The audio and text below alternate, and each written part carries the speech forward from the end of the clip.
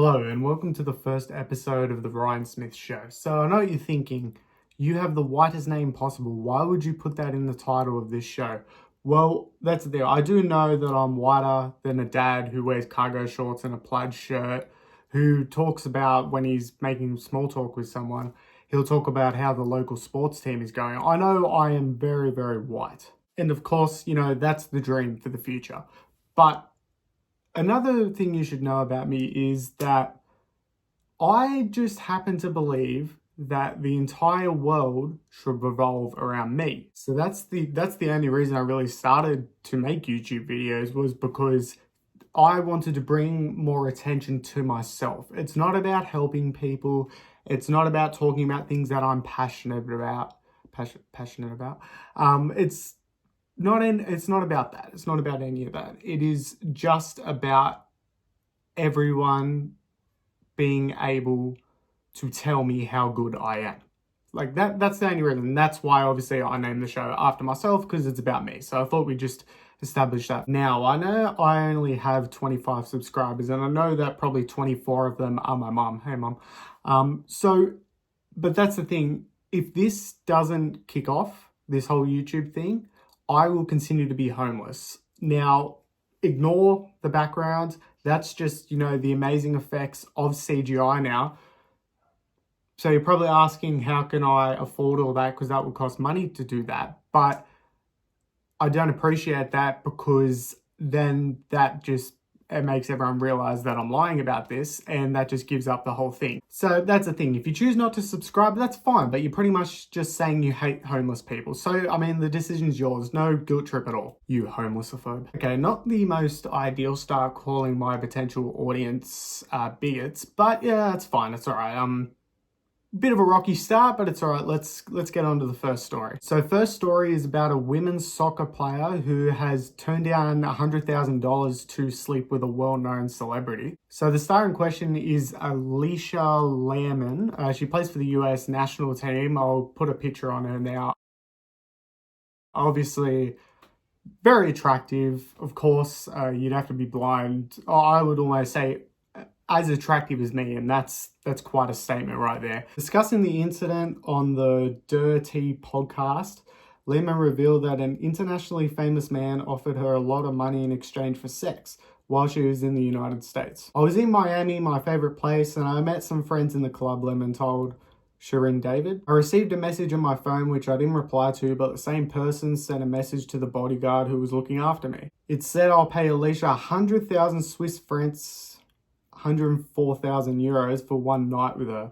I of course didn't answer. It was crazy. The message was from someone very well known. We've met before, but not in person. We were at the same event. I can't reveal his name, but he's very, very well known internationally. Now, this is actually a good example, not just for women, but also for men as well, because what it's saying is no amount of money is worth your dignity. And again, I know the culture nowadays is telling you different, and just telling, we should just go around, use people as objects just to titillate your own urges. But what I've actually really respect this girl for doing this and not taking the money. Like, it's a lot of money, and a lot of people would just go, oh, okay, whatever, I'll just give my body to this person. Look, I'm $100,000 richer. It's like, yeah, but sex is it's more than that. And we've reduced sex in our culture nowadays to just purely the physical pleasure. But that's the thing, sex is more, and it always has been more than that, and we're just lying to ourselves. Sex is physical, it's spiritual, and it's emotional. So again, what we're doing now is just reducing it to the physical, because then it doesn't have to mean as much, because it's just like, okay, it's just an exchange. Like, that's all we've reduced it to now. And I think Matt Fradd, he actually he hosts a podcast called Pints with Aquinas. He's an Australian, so I already like him. And he battled porn addiction in the past and all that, and he helps a lot of young men to try and overcome that, because again, in this pornographic culture, it's very easy to get addicted to porn nowadays. And he has a podcast, it's called Love People Use Things. And I think that's a really good saying that we need to remember. And because that's the thing, it's like, as human beings, we shouldn't just use others as a means to an end. We should view others as the full human person that they are. Not just use someone and just once you're done with them, you throw them away like they're trash. Just using their body as a self-masturbatory aid, as we are doing in hookup culture. The body isn't just something you should give up because of an impulse. You should give the full gift of yourself to someone who really sees you as the full human person. Going through life, degrading yourself, sleeping with whoever, it's not going to fulfill you in the long run, and it corrupts your soul. I've noticed, because a lot of people say, they're like, okay, well, I'm just going to go out, I'm going to party, I'll just sleep with heaps of people and, just have fun. But then I'll settle down. It's like, well, wait a minute. Why is that the end goal? Because I think we all know intuitively that as human beings, what we strive for is family, is everlasting happiness. And that's what that gives you. That's what marriage gives to you. It's not just using someone as a tool. It's someone being there at all times in your ups and your downs. And that's what we all long for. So if that's something that you know is going to give you long-term happiness, and that is the goal, why wouldn't you strive for that straight away instead of just going for your wants? Or because people might say, when I'm married, but then I'll feel like I've missed out. Well, that's the thing. As we established last week in the video we were talking about, your wants aren't always ordered to the greater good. So you can want something, but doesn't mean you should act upon it. I haven't been perfect on this. I'm not going to claim that at all. I've done many disordered sort of things in my life. And I think we all have, everyone watching this. And again, especially with today's culture, it's pretty much ingrained in us that, again, just go out, do whatever you want. But this is a conversation about truth now. And I wish I knew this a lot earlier. And I know when I have kids, I want to be instilling this in them and saying to them that sex isn't just a transactional act. It's not just that. It's the full giving of self. And with the full giving of self, it needs to be with someone that truly sees you as a human person. Not just someone, okay, well, I kind of feel like getting myself off now, so I guess you'll do. So all in all, this is a good lesson, and I think people should learn from this. And good on that girl for not just giving her dignity away just for monetary gain. So on to our second story, we're going to be talking about Brittney Spears. So let's talk about Brittney Spears recently come out and she talked about how she had an abortion when she was with Justin Timberlake. Brittney Spears has revealed that she got an abortion while she was dating Justin Timberlake in the early 2000s. According to an expert from Spears' upcoming bombshell-laced memoir, The Woman in Me, can't wait for that. Spears claimed that while the pregnancy was a surprise, she was not totally upset. I love Justin so much. I always expected us to have a family together one day. This would be much earlier than I'd anticipated, wrote the Toxic singer in an expert obtained by The People. But Justin definitely wasn't happy about the pregnancy. He said that we weren't ready to have our baby in our lives, that we were way too young. I'm sure people will hate me for this, but I agreed not to have the baby. I don't know if that was the right decision. Spears, now 41, continued. If it had been left up to me alone, I never would have done it yet. And yet Justin was so sure that he didn't want to be a father. Look, okay, so with Brittney Spears, we don't know whether to trust her or not because of her past. And obviously, again, she's not the most stable individual in the world. I just want to focus in on this statement. He said we weren't ready to have a baby in our lives, but that we were way too young. Well, that's the thing. When he said that statement, they did have a baby in their lives, because the baby come into existence through conception.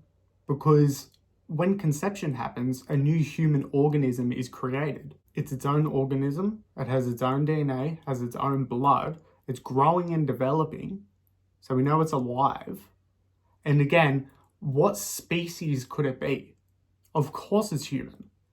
And the thing is, it's just a human being in the earliest stages of its development. And because of this, this baby has the same intrinsic value as you or I. So apparently that I'm pretty sure Justin Timberlake was 18 when this happened, and Brittney Spears was 17 when this happened. Again, that's very young to have a baby, but the thing is, you should have thought of that before you went into having intercourse, because that's the thing.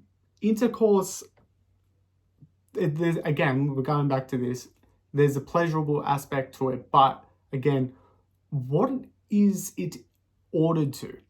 It is ordered to the creation of new human life. So going into that, subconsciously, you have already accepted that the outcome could be that a new human life is created. Again, this is all alleged. This is just Britney Spears' side of the story. But if this is true and Justin Timberlake made this decision and convinced her to do this, well, he's failed in his duty as a man, because as men, we're supposed to protect the innocent. The thing is, what's happened is a human baby has been killed. Again, Britney Spears has her own personal agency.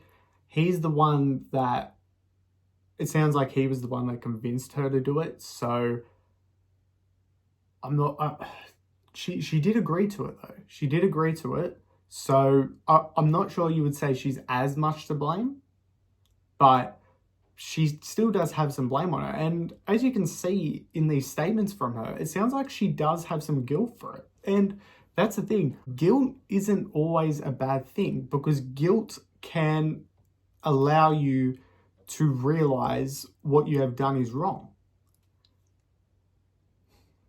And it's a big part of repentance, because if you don't feel guilty for the wrong things that you've done, you still have work to do, because you should feel bad when you do wrong things, because when you feel that guilt, you want to try and do whatever you can to make things right. But like, that's the thing. When it comes to this sort of scenario, her baby is dead now. There's nothing she can do about that. That baby, that unique human life, is dead. And because I'm pretty sure Britney Spears has other kids, she's had other kids. And a big lie of the pro-abortion debate is, well, okay, you know, that baby's dead, but here we go, here's another one. Yeah, but that's the thing. The baby that you killed is its own unique, distinct life that has been wiped out, will never be alive again. So I can only hope that Britney Spears, she takes responsibility for her wrongs, and then maybe she can change it, because I'm guessing she probably is still pro-choice. And the thing is, a lot of this debate, a lot of people talk about, well, it's just a clump of cells. And there's people online going, yes, this is very sad. This is very sad. Well, these same people would then say that it's not a baby at all. So why is it sad? If it's just a clump of cells, then who cares? It's just like getting a tooth out. Who cares then, right? That's the inconsistency when it comes to this pro-abortion debate. And that's what it fundamentally comes down to. And what a lot of pro-choicers try to steer the conversation out of. We should always come back to the question, is it an innocent and defenseless human being? And if it is, why is it okay to kill it? If this is an innocent, defenseless human being, what gives you the right to be able to kill this? Shouldn't they have the same protections that you and I do? Just because they have a difference of location, that doesn't mean they don't have the same value as you or I. People might say, oh, well, the baby's unwanted. It's hard because I'm poor and I'm struggling. The baby might have a disability, so it's going to be very hard. Okay, but now we have to put that same logic to children outside of the womb. If you have a baby, you've just had a baby, and maybe you're really struggling financially and you can't support the baby, should you be able to just kill that baby? No, of course not. That's absurd and is inherently wrong. So why is it different in the womb? It still has the same value. It's just in a different location. I am going to eventually do a video on this and cover all the bases. I covered it briefly right here, but again, what has been killed is an innocent and defenseless human being. This isn't, people will say, oh, well, it's a potential person. Well, no, it's a person with great potential, as Trent Horn would say, Catholic apologist. Now, again, I know there are women out there who have had abortions, and I can understand why you would get defensive about this and go, no, what I killed, no, it's not a baby, it's all right, because it was just, I couldn't do it. I understand, like, a lot of situations can be very difficult. I understand that, but the act was wrong. The innocent human being was killed. It was a baby. It was your baby. And that can be very confronting. I understand that. But the thing is, you've been lied to by the pro-abortion movement. They've lied to you and they've taken advantage of you. And that's a really hard, again, that's a very hard thing to come to terms with. But as soon as you do come to terms with it, you can deal with what's happened. Stop lying to yourself. And then you can move on with your life knowing that you will never do that sort of thing again, because you understand now that this human being is innocent. And again, we've all done bad things in our life, and some people do things unknowingly and they think what they're doing is justified in the right way, but we've all been deceived in our lives. We've all been manipulated. So that's one of the saddest things about the pro-abortion movement, is how manipulative it is. And as soon as we can stop that, and soon as we can start talking to people about the truth of this matter, the sooner that more babies can be born alive and not murdered in the womb. Women who have had abortions and are struggling with it, my heart really does go out to you. And just know that there's plenty of services you can go to, counseling, even your priest or something like that. Even like, again, like I put my socials in there. If you just need someone to talk to, I'm very, very happy to talk to you about the experience and just sort of do what I can to help you. That's the thing. I think I'm sort of rambling on here a bit, but I think us pro-lifers also, we got to show a degree of compassion as well. We can't just be, no, what you've done is wrong. It's like, okay, we understand that, but it's like, we should also be helping women as well, and helping women through these tough times. And because again, it's very hard to admit to yourself that I've been manipulated and what I've done is wrong. But if they have people there to support them, they can get through this and come to terms with what they've done. Speaking of abortion, babies who survive from a failed abortion in Queensland now have legal protections. So the doctors who are performing the abortion actually have to give them medical care if they do survive it. So that's happening in Queensland. That's honestly, of course, that's a good thing. People don't realize it's happening, but I'd encourage you to check out Dr. Joanna Howe. She's a pro-life advocate. She's actually pushing a bill in Parliament to have a federal law where babies who survive an abortion do get medical care, because these babies legally can just be left to die. So we need to stop this. It's absurd. Like, this is the bare minimum that we should be doing for these babies. So I'll link the petition down below. So they need a lot of signatures, so then they can eventually take it to Parliament. So feel free, there's all the information in there. If you're a bit hesitant to sign it and you want to know a bit more about it, just check that out and it will go through everything for you, all the statistics and everything that's happening, so give you a better view of that. Check out Joanna on her socials, and also check out Hannah Newton, who works with Joanna, and she makes really great videos. I've come upon her Instagram page a couple weeks ago now, and I had a talk with her. She's a very, very nice girl, and she seems to really have her head straight, and she's doing great things. So yeah, just check them out, and I'll just put them in the description. Now, I'd like to bring your attention to something I noticed going through my Facebook feed this week. I follow the Daily Telegraph, and I was noticing a few strange articles. So obviously I'm a big NRL fan. I like watching it. I go for the Tigers, but then when I was a couple of years ago, I actually ended up defecting to the Panthers because Tigers were just annoying me. But then now I'm back on the Tigers train since then. They haven't made the finals in 12 years. Penrith have gone on to win 3 in a row. So actually, you know what? I am a Penrith supporter. I've always been a Penrith supporter. But then if Tigers eventually do good, I will just swap back to them. So I'm pretty much, I'm winning either way. So I want to talk to you about some articles that I've seen. And they've been posting about, like, each club, they have their own little sections. And they talk about footy players' wags. Now, I'd like to ask, what do they mean by wags? Do women have tails that I don't know about? Is that where that expression comes from? Like, I'm genuinely asking because I've never talked to a woman, so I don't know. So let me know. Why is the Daily Telegraph doing this? I demand an answer. This had to be a intern doing this, a teenage intern who, you know, young, dumb, full of cum. And this had to be something that they thought of while hitting the Gatorade saxophone. Like, I refuse to believe that this wasn't thought up that way. I refuse to believe it. But then they had to go and take this to the board and go, this is what we want to do in the off season. And they went, yes, all right, you bunch of horny guys. I didn't want to swear.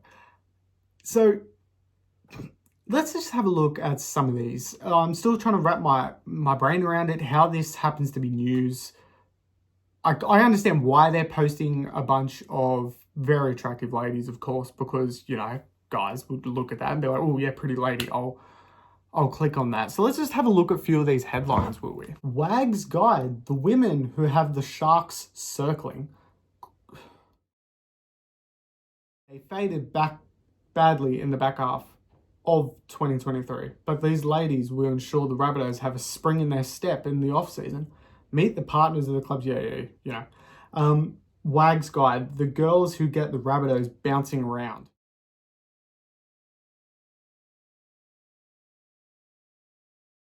I did see one that said with the Bulldogs players that the girls who have the Bulldogs players' tails wagging. I had one with the Tigers, which was something about, I'm trying to think of it. It was who has the Tigers out on the prowl? Why? Why is this a thing? What are we doing in Parliament? Why aren't we investigating this? Why aren't we asking Daily Telegraph the questions about this? What is this? I don't understand it. Like, look, I respect it. I respect that a lot. Like, your whole job is, okay, I'm going to look up attractive ladies for journalism. Like, maybe, just maybe, this person, I don't know who's writing this. Phone ran out of storage, but that's all right, sort that.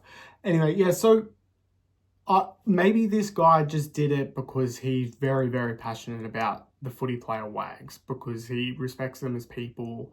He wants to see what they're doing in life. And he really believes that he can give valuable information to the readers. We all know that's not true. I respect it. I respect it, how this can pass as journalism nowadays. But I think we needed to just be made aware of this. Be made aware of these really, really bad puns that he's putting out there. How this is passing off as journalism, I don't understand it. But I've noticed no one is talking about this. Why is this not something we're talking about? I don't understand it.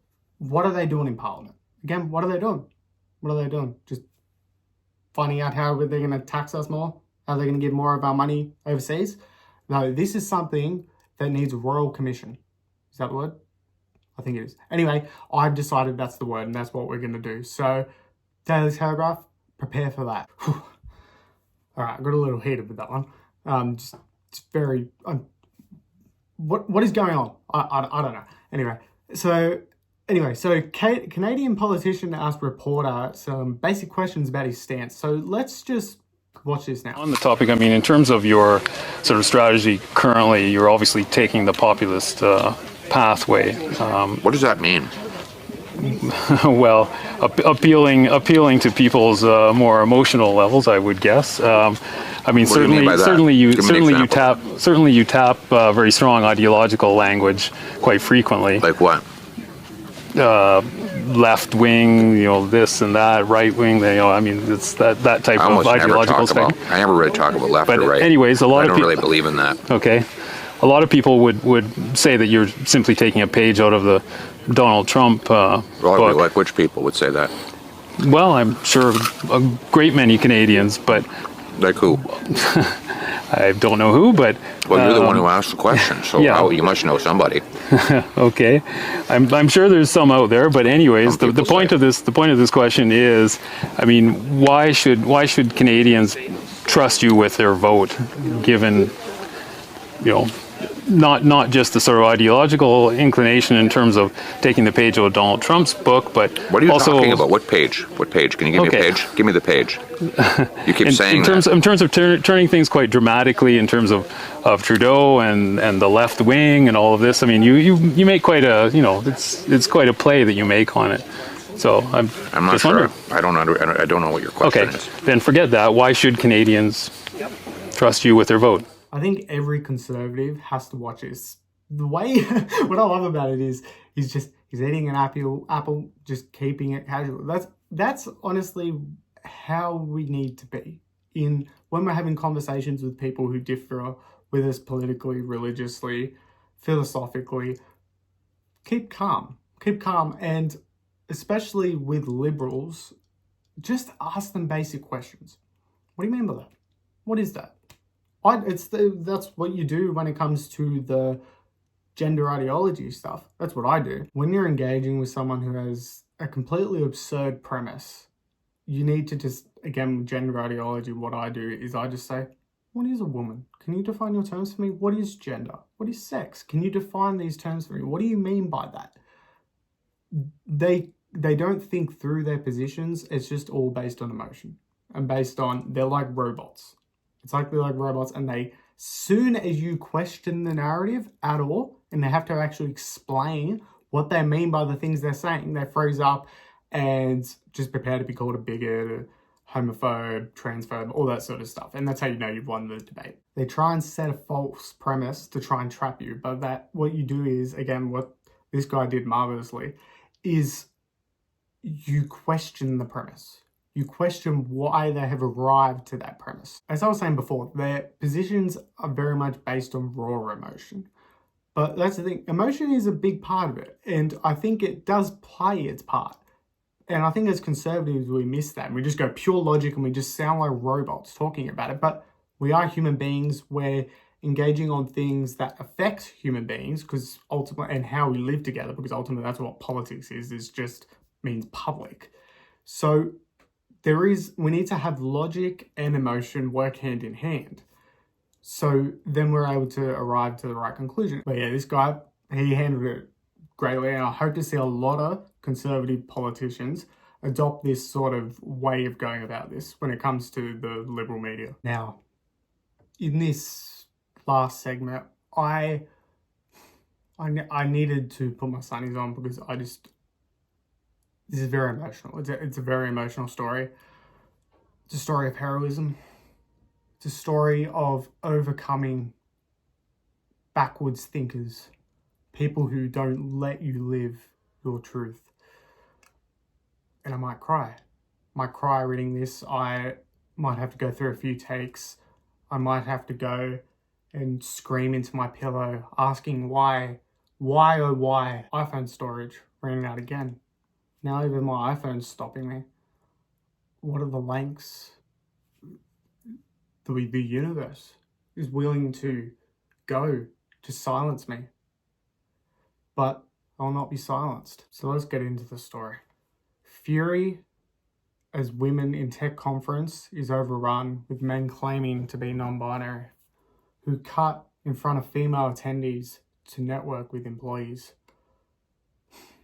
This is from the Daily Mail. Female job seekers at a woman in tech conference have reacted with fury after a number of men crashed the networking event, seemingly taking advantage of the acceptance of non-binary people.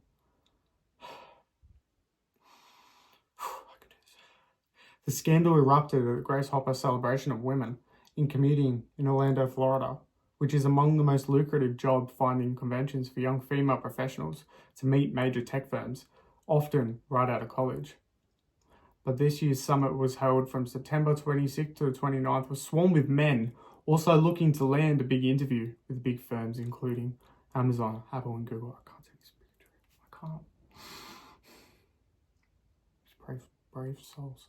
Brave souls. The reason many were welcomed and appeared to be the women's event, allowing non-binary individuals to also attend, sparking anger among women, feeling the move was a shameless attempt to take advantage of gender diversity programs. Furious attendees took to social media to slam the men for gatecrashing the women's event. However, some pointed the finger at vague benchmarks for entering the summit, as men could simply identify as non-binary. This was acknowledged by Cullen White, the Chief Impact Officer, who addressed the audience at the end of the event, saying, "Simply put, some of you lied about your gender identity when you registered. It saddens me with all these cis men attending GHC 23 misrepresenting their gender. We need male allies. We need men who want to celebrate women, who want to work with and for women. Thank you, Cullen White and Nita Bell, on addressing it up front and looking forward to the changes you'll make. For all the women and non-binary people attending, hold your ground and believe in yourself. This is supposed to be a joyous event that centers around you," he began. This is Chief Impact Officer. Yesterday it became clear that there are a far greater number of cisgender men attending. Simply put, some of you lied about your gender identity when you registered, as evidenced by the stacks and stacks of resumes you passed out. You did so because you thought you could come in and take space to get a job. Now, I've never seen such hatred, such bigotry from an article I've read before.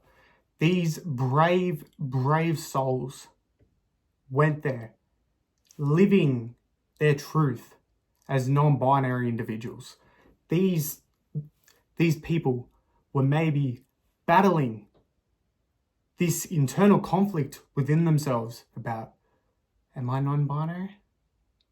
They were maybe doing it for 3, maybe even 5 minutes. 5 minutes battling this. If that is not strength, I don't know what is, seriously. But then they go in. It's just a coincidence that this happened to happen just so they can get the 10 conference and hand out the resumes. Obviously a coincidence. And then they're otherized. They're getting erased.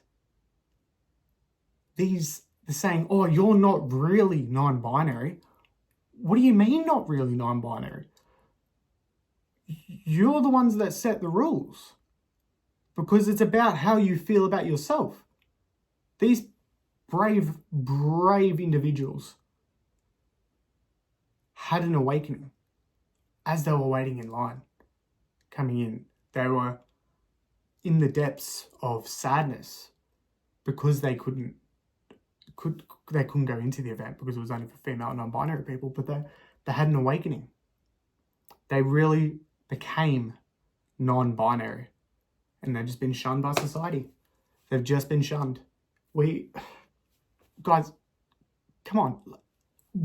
I thought we've done the work here. I am part of what they call the bigot brigade. Wheel. The erasure of trans species people is something no one's talking about, are they? Oh yeah, we can just, oh, that's great. We have non-binary people and we don't even treat them with the respect they deserve. We only choose certain people that, oh, they're non-binary. These brave people, not too bad.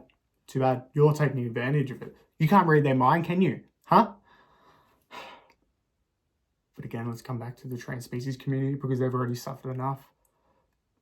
You have non-binary people, you have women. Can you tell me, when is the last time a trans species person was the head of a tech platform? You want to answer that? The answer is 0. Because we as a society, we aren't welcoming. We aren't inclusive of these people. Why isn't there a trans pterodactyl being the head of a company, huh? Huh? You want to tell me that?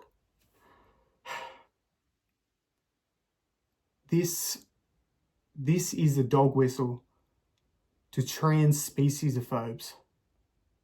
And you people are just allowing it. Why would you ban trans horses?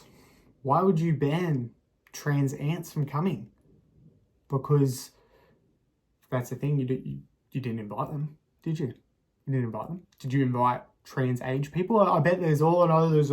You have to be a specific age to do this, huh? What about someone who identifies as 8 years old, huh? What about someone who identifies being in the womb, huh?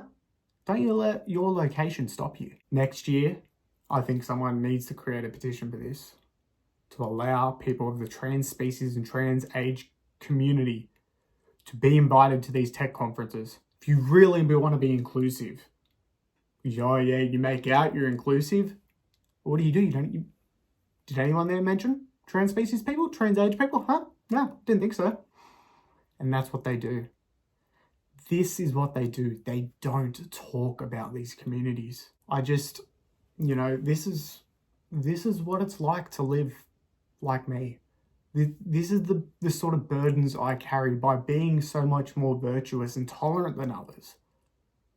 This is what I have to deal with. Do you not understand how this is going? Like a lot of people are probably laughing at this, going, oh, God, he's silly. Oh, is this a joke to you, is it? He's joking. What a knee slapper, huh? Huh? That was a good belly laugh for you, was it? Why can't you all just be more like me? This past week, once I read that story, I sobbed at work, going down to the ground, screaming up to the heavens, asking why? Why? I went home. I laid in the fetal position. Put on social media telling everyone how upset I am without any context at all, so people would message me.